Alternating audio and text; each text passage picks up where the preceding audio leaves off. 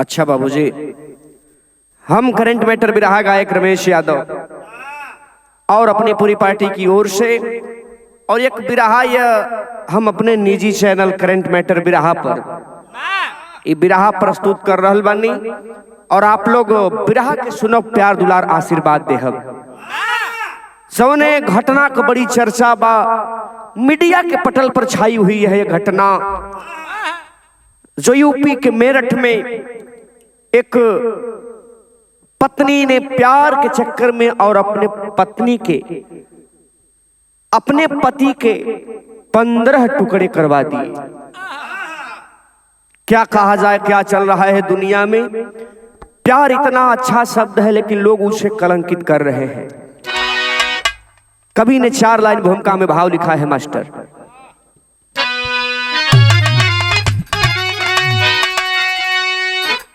क्या लिखा जाए परिभाषा है प्यार की,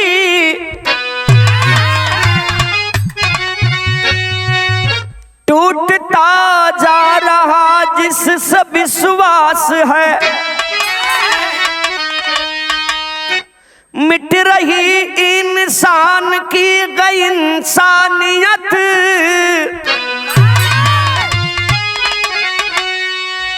घात करता वही जो कि खुद खास है, खास मेरठ की घटना हिलाती हृदय, एक सीमा से बढ़कर किया पाप है,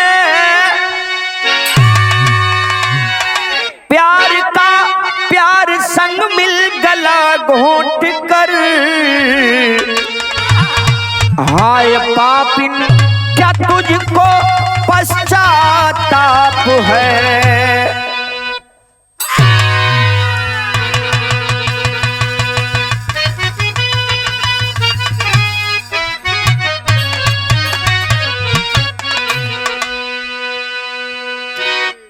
अच्छे खासे परिवार की और एक प्यार के चक्कर में दुनिया ही उजाड़ दी, परिवार की खुशी को ही लील गई।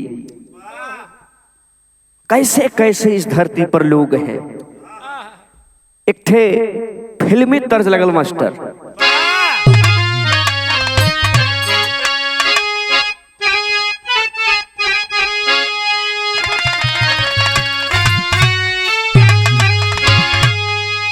वह तर्ज है और इस दिल में,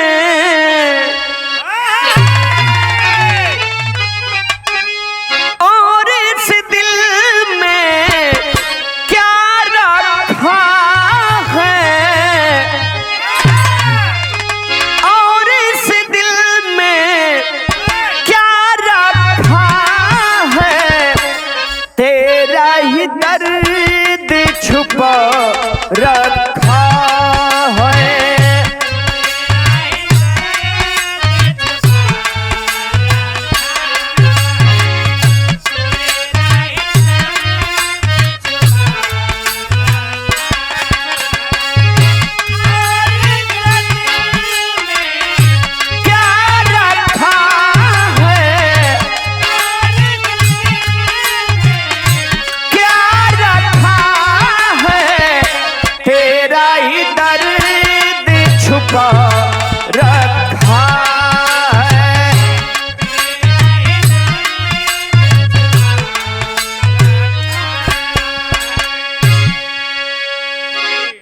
लेकिन बाहर प्यार काहे लिए झूठे लोग प्यार को बदनाम कर रहे हैं। कितना खूबसूरत भाव हमारे प्रदीप कवि जी लिखलन है।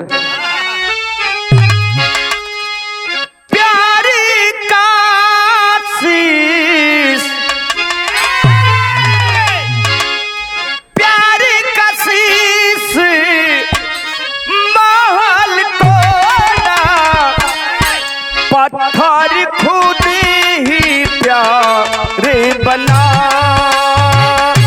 पत्थर खुद ही प्यार बना।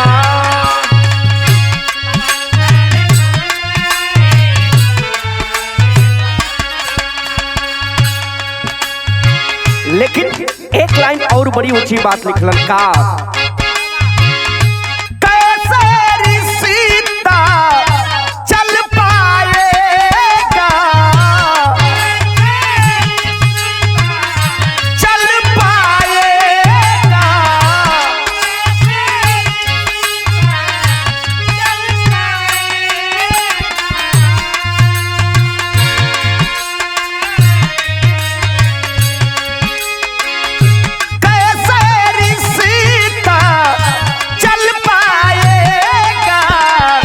अपना ही गद्दार बना, अपना ही गद्दार बना।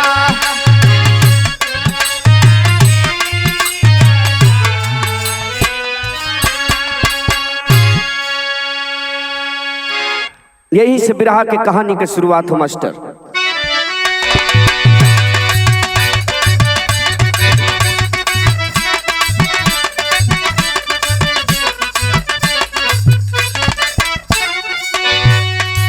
घटना में रट के जिसने देश को झकझोर दिया, प्यार के हथियार तार प्यार का है तोड़ दिया।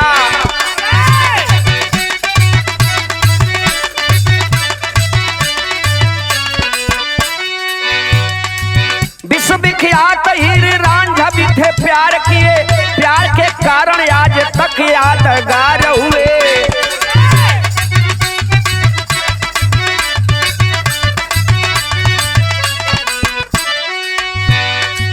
मगर देखिए क्या प्यार का अंजाम हुआ, मगर देखिए ये क्या प्यार का अंजाम हुआ, इसका गला घोट कैसा इंतकाम हुआ।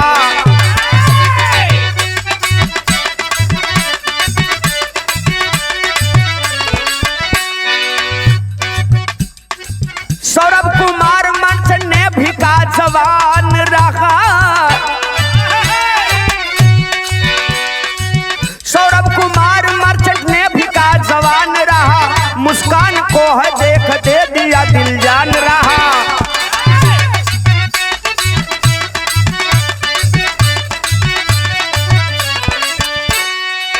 जाति अलग थी तब प्यार जब परवान चढ़ा, इससे दूरियां परिवार के दरमियान बढ़ा।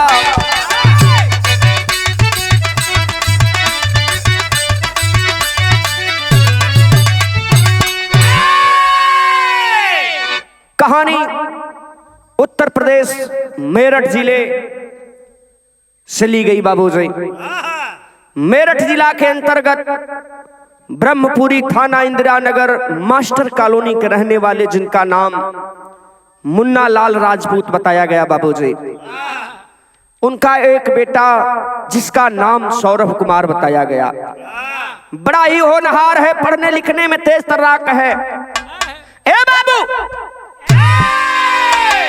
तन मन से पढ़ाई लिखाई पठन पाठन का काम चल रहा बा। माई बाबू समझावे कि बेटा पढ़ाई से बढ़िया कुछ नहीं हो, जितना बढ़िया शिक्षा ग्रहण कर ले बा भविष्य में चल के तोहरा बदे बहुत बढ़िया हुई। ए बाबू सबकर बात मान के सौरभ तैयारी पढ़ाई करे लगलन और यहाँ तक कि मर्चेंट नेवी में नौकरी को पा गया हुआ है सौरभ कुमार बाबूजी। नौकरी करे लागल। इसी बीच में एगरिया ही मोबाइल जौन है सुशील कवि जी यो जीव के काले भइल है, जेके गर्लफ्रेंड नहीं मिले की वो लेके वही में टारत टारत मैसेंजर पर तो कहीं इंस्टाग्राम पर लोग खोज लेत बा। भाई देखें फंसना तो पड़ेगा ही, बुरा काम का बुरा नतीजा ना मानो तो कर देखो, और जिसने जिसने किया है यारो उसका उसका कर देखो। सौरभ कुमार की एक लड़की से मुलाकात होती है जिसका नाम मुस्कान रस्तोगी बताया गया। सुंदर है और अपने प्यार की इजहार करती है उस सौरभ से, और सौरभ भी कहता है कि चलिए जब तुहार इच्छा बा तो प्यार कोनो खराब चीज नहीं बा, लेकिन हाँ अगर प्यार करे के हुई तो साथ भी निभावे के पड़ी, नहीं तो झूठा प्यार मत करी। हा ए बाबू बिरहा में एक लाइन तर्ज लागल मास्टर।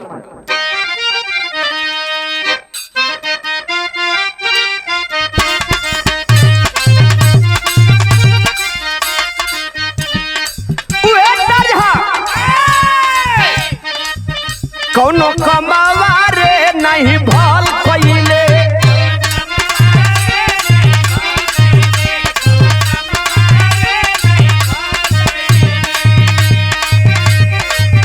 हम प्यार कइली तेहू छल कइले,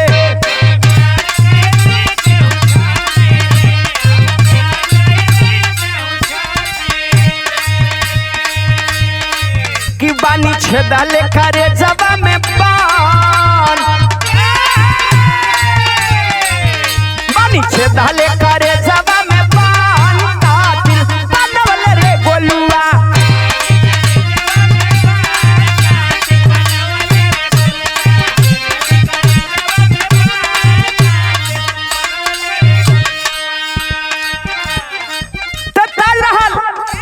लेकिन जब प्यार कई जहार लोग कइल ह, दोनों तरफ से मंजूरी हो गई, मोबाइल पर व्हाट्सएप पर बात होखे लागल, अब प्यार धार पकड़े लागल, तब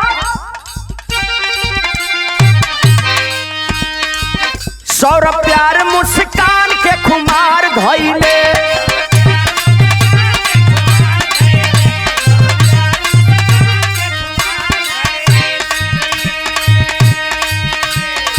जाति पात से नाराज परिवार भइले,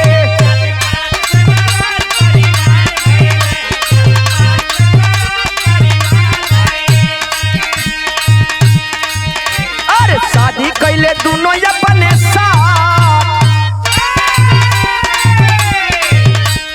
शादी कैले दोनों अपने साथ, पागल बनवले रे प्रेमवा,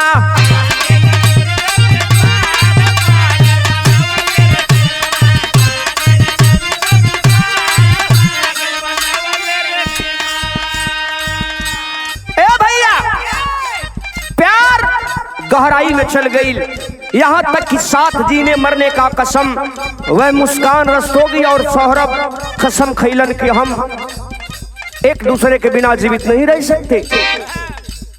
तो मुस्कान कहती है परिवार में बात विचार चलाना होगा ताकि हम लोग सामाजिकता के हिसाब से शादी करके और एक साथ जीवन यापन करेंगे। प्रस्ताव रखल गई दोनों तरफ, तो जाति पात का लोग हवाला देते हुए परिवार के लोग नकार गए कि नहीं ये कैसे हो सकता, इसका दुनिया में बहुत बुरा असर हो जाएगा। एक जात के रहते तो हो जाता, लेकिन कलयुग में कुल संभव है। आखिर नहीं मनलन परिवार के नाम मंजूरी से ही, और ये दोनों शादी कर लेते हैं। बाबू परिवार के लोग नाराज रहते थे, कभी खुश नहीं होते थे, लेकिन फिर भी शादी जब हो गई, जब परिवार वाले खुश नहीं रहते थे, तो इन्होंने दोनों ने एक फैसला लिया। क्या?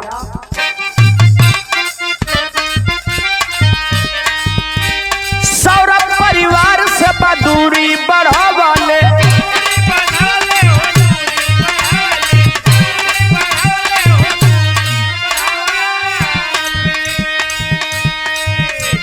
जब से मुस्कान संग में शादी रचा वाले,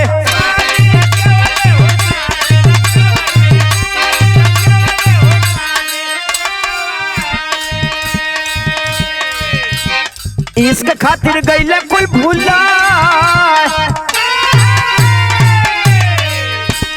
इसके खातिर गईले कोई भूला, या पागल बनवले रे प्रेमवा,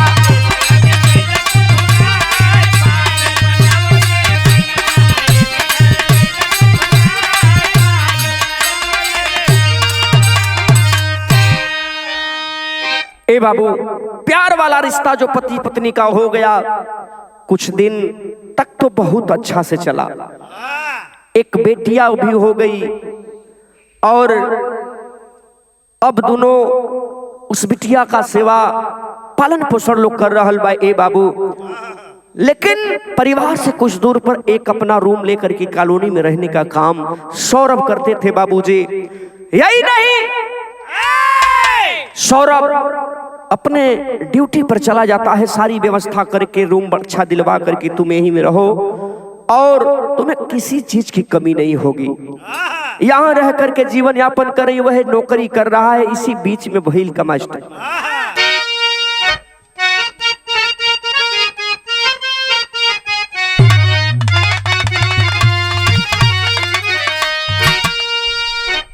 बिरहिन का बिरह वेदना है, गरीबी बा, मर्द जोन बा में हरारू का आस पुरावे बदे कुछ पैसा दे के कुछ उधार बाड़ी कह के वादा कैलन कि हम दे देव जल्दी है, लेकिन ना जब दे पौलन एक आध बेर तगादा हो गई तो मेहरारू कहत रहा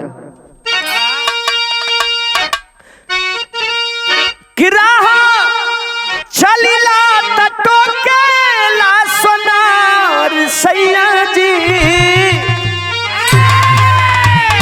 कि राह चलिला तटो के ला सोनार सैया जी,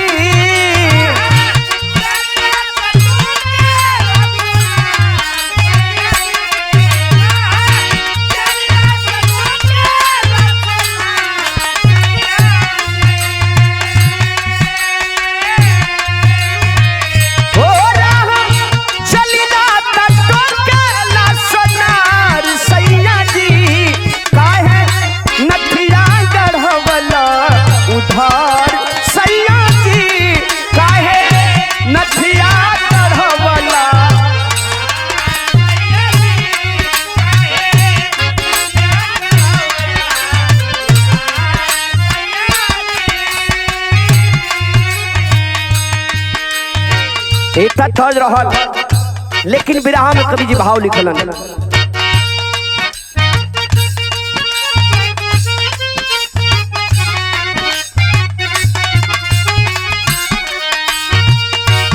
समय मिले तनो कारी विदेश में करे,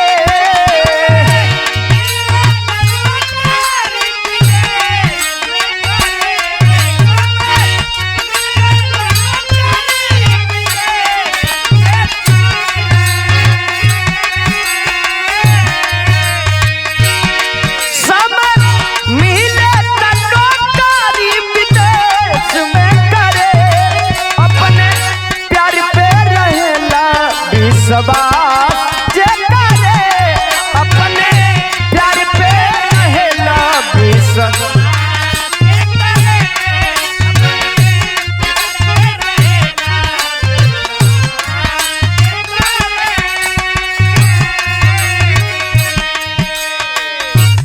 नौकरी करता सौरभ, इधर मुस्कान रस्तोगी से रोज बातें होती थी। बिटिया है 5 साल की, बड़ी क्यूट है, उससे भी बातें होती है, लेकिन उसे क्या पता था कि जिसके ऊपर हम इतना भरोसा किए हैं कहीं वो हमारे साथ घात कर रही है। कुछ समय बीतल तो ही अपन दिल दिमाग अब दूसरे ओर लगा ले हलस। मुस्कान रस्तोगी करे का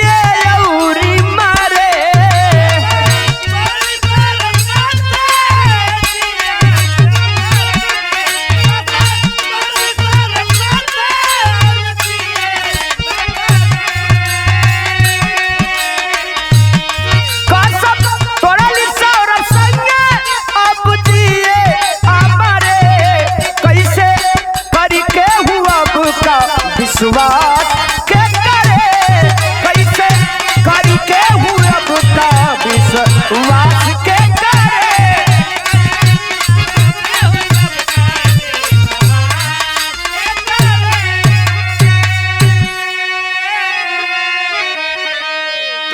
ए भैया, सारा विश्वास पर पानी फेर करके वह मुस्कान रस्तोगी और एक साहिल गुप्ता नामक लड़का से उसका अफेयर चलने लगा। अब वहां बातें होती है। अब उन्होंने फेसबुक पर भी 2 आईडी बना लिया, डबल मोबाइल ले लिया, डबल सिम ले लिया। एक मोबाइल से सौरभ से बात हो रही है, दूसर की मोबाइल 24 घंटा साहिल गुप्ता के यहाँ है। बाहर प्यार वास्तविकता सुशील कवि जी देखल गई है। जे भी लव मैरिज शादी कैलस तो हमरे हिसाब से 95% लोग सुखी। ऐसा करहू के ना चाहिए। एक लाइन तेरी से भाव लगल,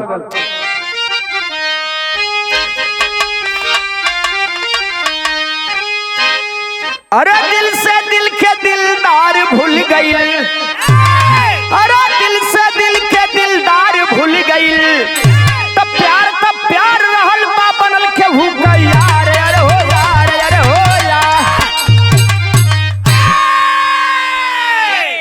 प्यार तो प्यार रहल बा बनल के हुक यार, दिल से दिल के दिलदार भूल गई। बारे प्यार, इतना सुख सुविधा मिलने के बाद भी वह मुस्कान रस्तोगी और दूसरे को चुन लिया, जबकि एक लड़की भी बा। कवि जी बड़ा सुंदर भाव चौक में लिखलन है, पाके प्यार नया प्रेमी तब, पाके प्यार नया प्रेमी तब सब मुस्कान भुलाई है, अधोखा देकर सौरभ संग शुक्ला संग मौज उड़ाई है। अब देख ला है तमाशा, वो लंदन में नौकरी कई के पैसा भेजत हुआ, पूरा विश्वास बा कि हमार घर नहीं बड़ा बढ़िया बा, पैसा भेजब घर चला ली। उन्हें का मालूम है कि और दूसर घर से भेजत है। साहिल शुक्ला जो था उससे बातें होती थी, पैसा वहां से आता था, मौज ये 2 लोग उड़ाते थे। तब लगा इसका चस्का, लगा इश्क का है चस्का, लश्का साहिल लूट रहा, आज है सच्चे प्यार की दुर्गत, सफल बना जो झूठ रहा।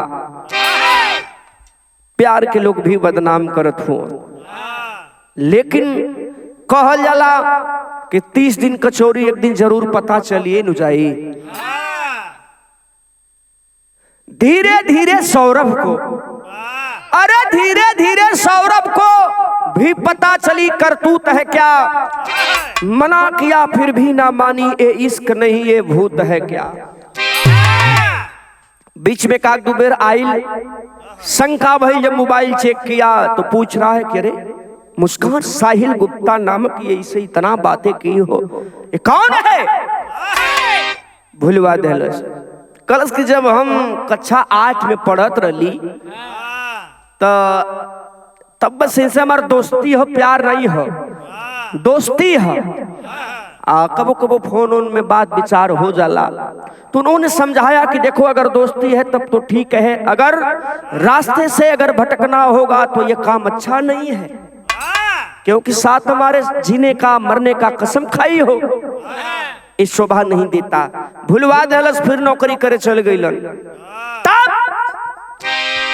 देने एक दिन सरप्राइज को, देने एक दिन सरप्राइज को सौरभ है अचानक घर आया। 25 को था मुस्कान का बर्थडे, रौनक घर भर में छाया। 25 फरवरी के ओ मुस्कान रस्तोगी जो उनकर धर्म पत्नी रहली, उनकर बर्थडे रहल। अभी सोचलन कि भाई बड़ी लायक है, तनी चल के बढ़िया गिफ्ट उफ्ट सरप्राइज कर दे।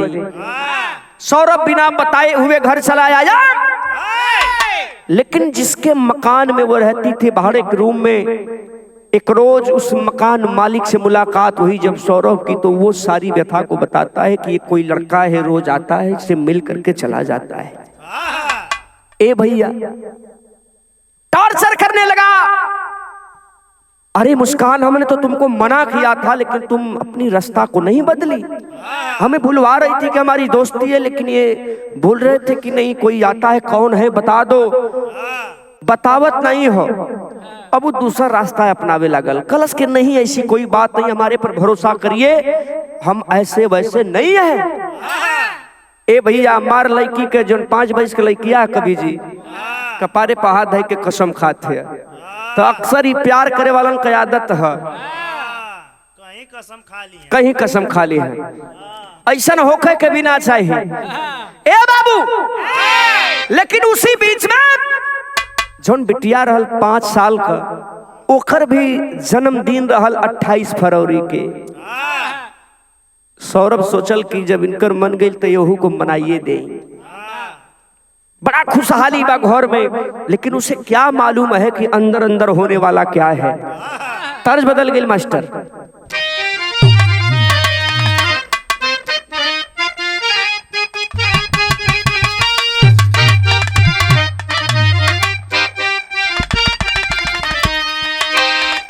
तर्ज के छोड़ा फरज पयावाम कि आयल जे जतावे खातिर अरे खुशिवा लदीनवा पलनवा कैसन अनाही बापा ताका बमनवा हो पलनवा कैसन।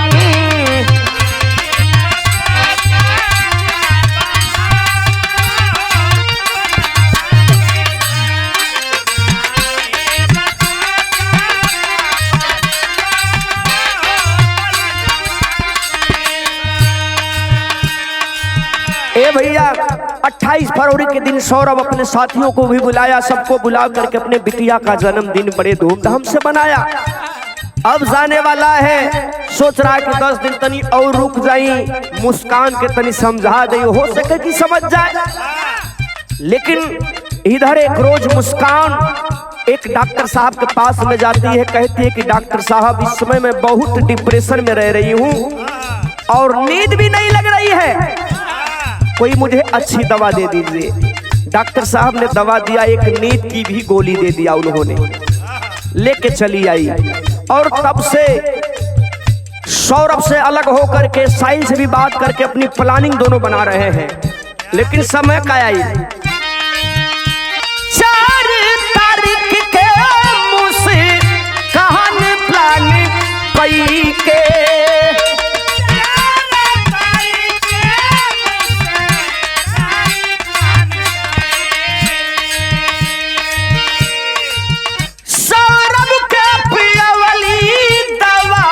नींद वाली दे के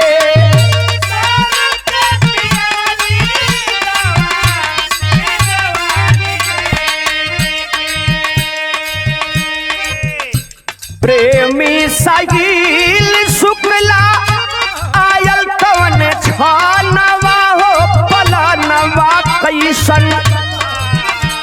प्रेमी साहिल शुक्ला आयल तबले कवने छानवा हो पलानवा कैसन। चाकू मार ले लिहा लचानवा हो पलनवा कैसन।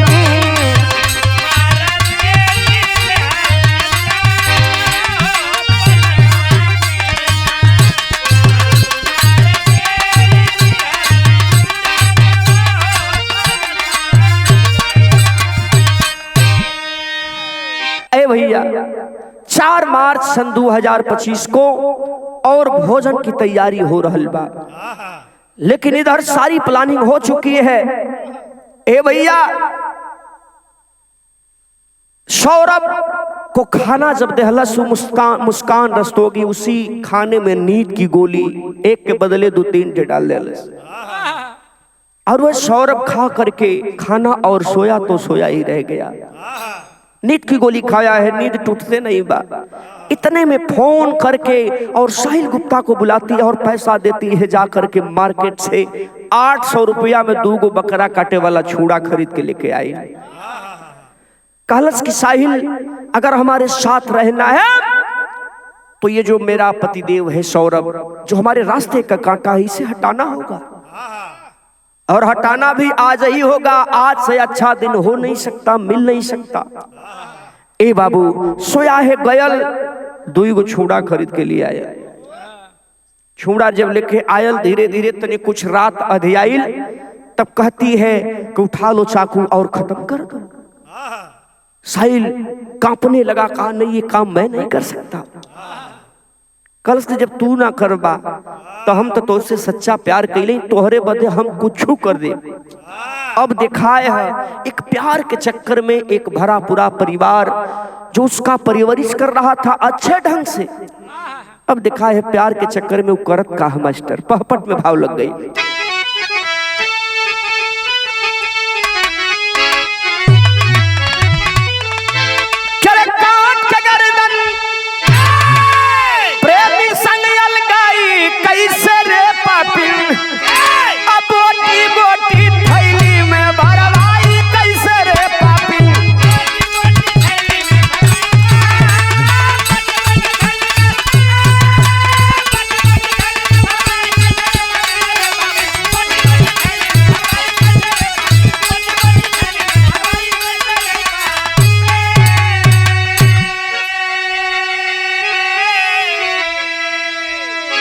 बाबू उठा लिया वह छूड़ा, मुस्कान रस्तोगी प्यार का भूत सवार हो गई। एक तरफ बिटिया सोई है जिसे उसने जन्म दिया है, कम से कम ये तो सोच लेती कि 5 साल की हमारी बिटिया है जो उन्हीं की जन्मी हुई है, आखिर हम कर क्या रहे हैं। लेकिन नहीं, कहल गई कि जो उन्हें समय प्यार का भूत सवार हो जाला तो समय आगे पीछे कुछ नहीं लौकत। ए बाबू उठा के छूड़ा और गर्दन पर चला दिया, सर धड़ अलग हो गई। बाबूजी अब सोचे लागल इतनी बड़ी डेड बॉडी को हम लोग छिपाएंगे कहाँ। दिमाग काम कैलस, अब बारी बारी से बोटी बोटी काटना शुरू कर देती है बाबूजी।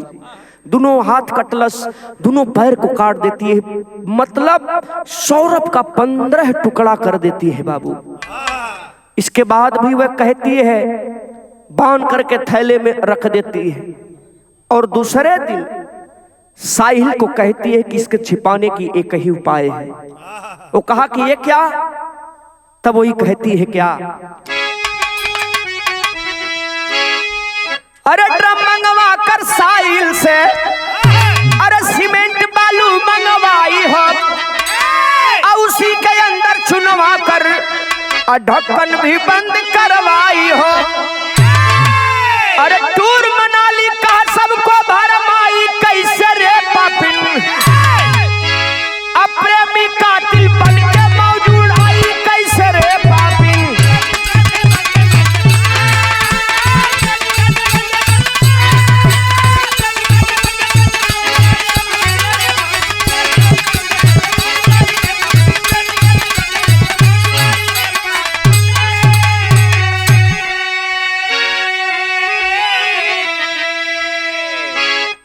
साहिल गुप्ता को पैसा दे करके और 1100 रुपये में एक ड्रम मंगवाती है, एक बोरा सीमेंट मंगौलस, बालू मंगौलस, और 15 टुकड़े में जो सौरभ को की थी उसको थैले में बांध करके और उस ड्रम में डाल करके और ऊपर से सीमेंट बालू मिला करके पानी मिला करके और उस ड्रम में बिल्कुल जाम कर देती है। और ड्राम के घर में रख के कहीं दिमाग में रहल कि क्यों देखी तो कहीं अनाज पानी रखल हो। इसके बाद साहिल गुप्ता के साथ वह टूर मनाने निकल गई मनाली में। मोबाइल में स्टेटस जब बदल बदल करके लगावे लगल तब उसके जो माता पिता थे, उसके घर वाले थे, मुस्कान रस्तोगी के जब देखे स्टेटस तो उन लोगों को शंका होने लगी। तो आल्हा में कवि भाव लिखलन है,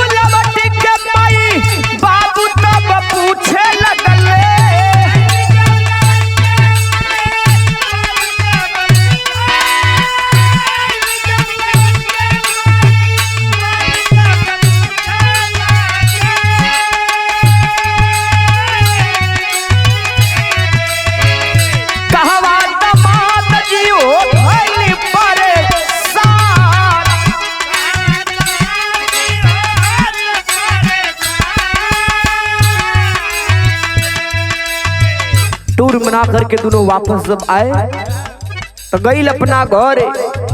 जब घरे गई तो सौरभ इतना व्यवहारिक था कि अपने सास ससुर को बहुत मानता था और सास ससुर भी बहुत प्यार करते थे। पूछे, अरे सौरभ कहाँ है? कहा वो तो ड्यूटी पर है, लेकिन आखिर उनका फोन क्यों नहीं लग रहा? बोलती कि हो सकता है मोबाइल खराब होगी। तब कहते हैं कि अरे भाई इसके पहले तो स्टेटस तुम साथ में लगाती थी, अब तो तुम्हारा सिंगल दिख रहा है, उनका नहीं लग रहा है। तो परिवार वालों को ये कुछ न कुछ काने भनक रहले बात का। तब भाई का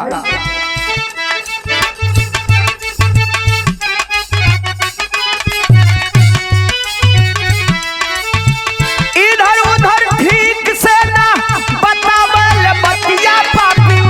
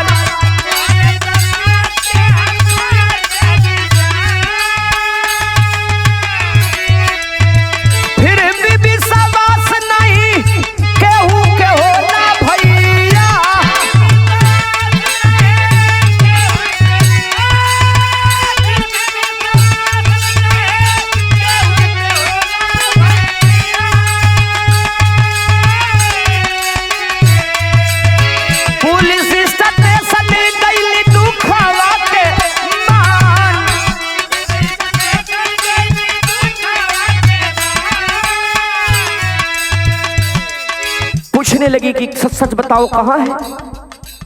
तो मजाके में कहते कि तोरे दामाद को मार डाली। ए भैया, कहते क्या बकवास करती हो?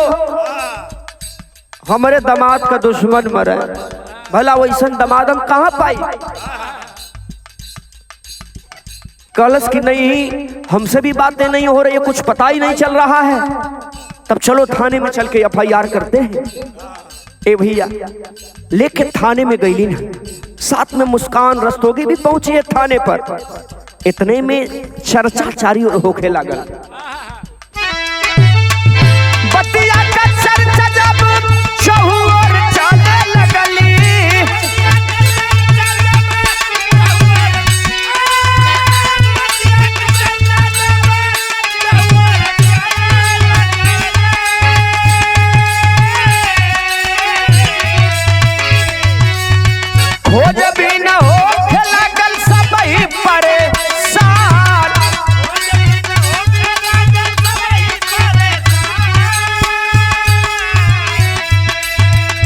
भैया FIR हो गई।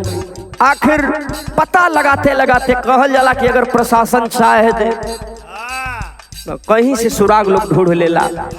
ये वर्दी की ताकत है।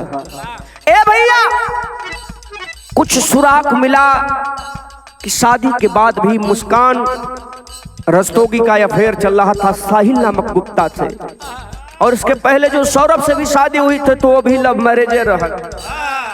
तो कहीं न कहीं थाना अध्यक्ष महोदय उसको बुलवा करके महिला पुलिस सामने करके, और पुलिस का डंडा जब पड़ल है, बताओ क्या हुआ, कहाँ है सौरभ? तब गन गन गन गन कांपे लगल और कहे लगा,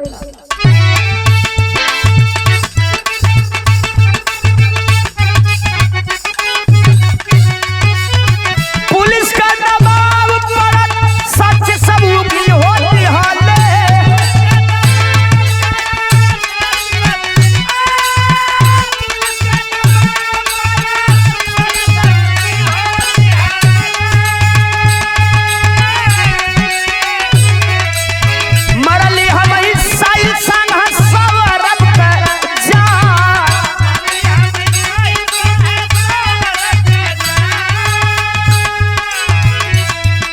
अरे साहब, साहिल से हमारा प्यार चलत रहा, इसको लेकर के वो काफी हमसे लड़ाई झगड़ा करते थे साहब। और ये चीज हमसे बर्दाश्त नहीं भाई, और हम साहिल के साथ में लेकर के और अपने पति का हत्या तो मैंने ही कर दिया। और आगे का बतौल,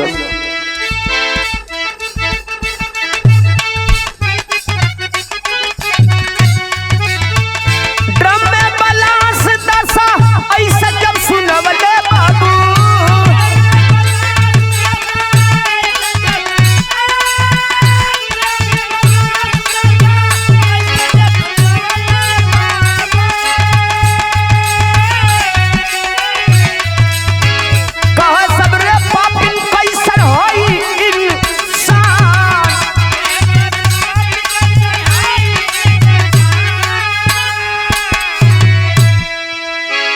सारी वारदात को बताती है। तब थानाध्यक्ष महोदय ने पूछा कि आखिर लाश कहाँ है? तब वही बतौलस कि साहेब चला हम दिखावत थे।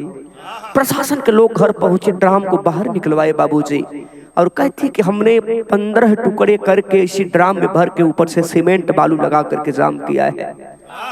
चेकिंग होने लगी बाबू, तो उसमें से कहीं हाथ, कहीं से पैर, कहीं से सब कुछ सारे अंग उसी में छट बिछट पड़े। और मुस्कान रस्तोगी साहिल को पुलिस अरेस्ट करके थाने में लेके जाती है बाबूजी। केस मुकदमा लोग कैलन है, लेकिन इधर सौरभ के परिवार के लोग और खोज रहे कि आखिर हमारा सौरभ गया कहाँ। इधर जब सौरभ का सास ससुर रहलन बाबूजी, ऐसे ईमानदार व्यक्तियों को मैं सैल्यूट करता हूं।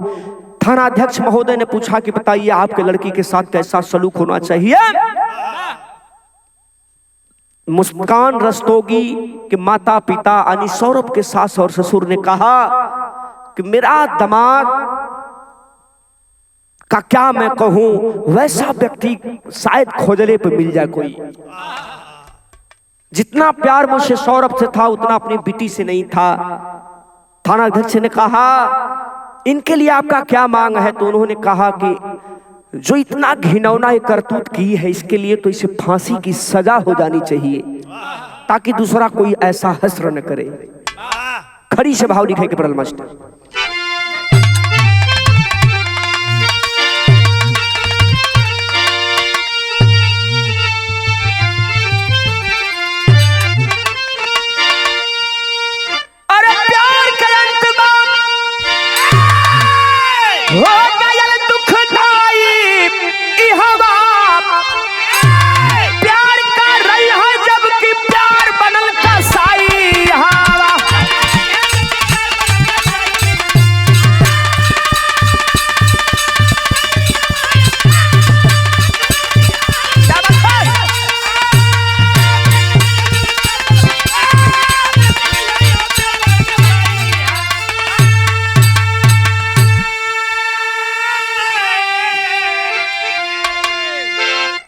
ए बाबू, सब लोग, जो लोग भी देखे, सब लोग यही कह रहे हैं, सबकी रूहें कांप रही है।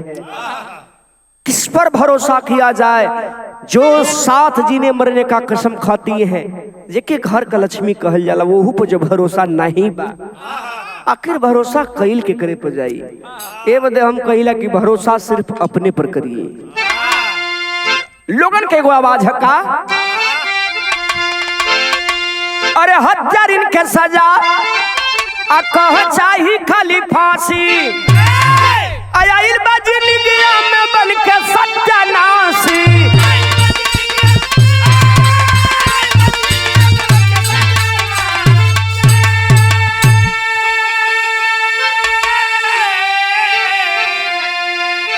इंसान का इंसानियत गइल बाहर आई कहवा, प्यार कर रही है जबकि प्यार बनल कसाई की हवा।